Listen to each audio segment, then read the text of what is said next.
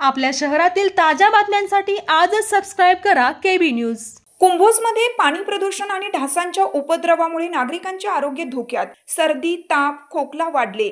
Malaria, डेंग्यूचा धोका निर्माण। अवकाळी पावसामुळे कुंभोज गावात नळाद्वारे पुरवले जाणारे पाणी बेचव व दूषित झाले आहे।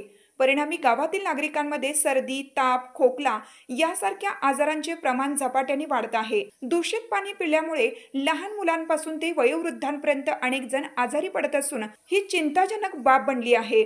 तसेच गावातील अनेक भागात गटारींचे पाणी साचल्यामुळे डासांचा प्रचंड प्रादुर्भाव वाढला आहे।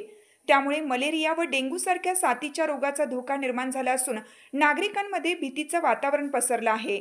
ढासाले झाल्यात आमच्यात काय ग्रामपंचायत काय झोपल्या काय ते चाटकीर नाही करणार, आम्ही तक्रार करणार आहे। ढासावल्या स्वच्छता करत नाहीत, भरून नेत नाही, ती काढलेली गटर तर काढायची येत नाही। 7 गटर काढलेली ती भरून नेली नाही, ती अजून बोंबलत पडलंय तिथं। 7-8 महिने वर्षभर येतच नाही तिकडं, काहीच नाही, निवडून तर द्यायचंच नाही, जाऊ त्यात बोंबलत। आम्ही जय हिंद चौक, माळभाग, कुंभोज, देव मंदिर रोड अलीकडे राहतोय।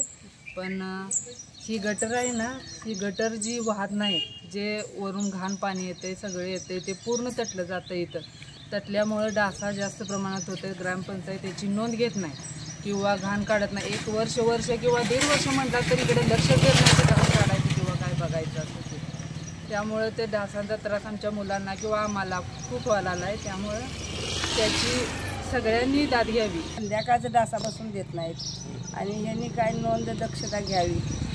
डासाचा काय उपाय? अगोदर तर आमच्या एक दारात ते गटारचा डबरा झाला आहे, त्या डबऱ्याचं तर आता 4 वर्ष झालं करतो व्यवस्थित गटार दुसरी करतो, ती तर तयार केलीच नाही।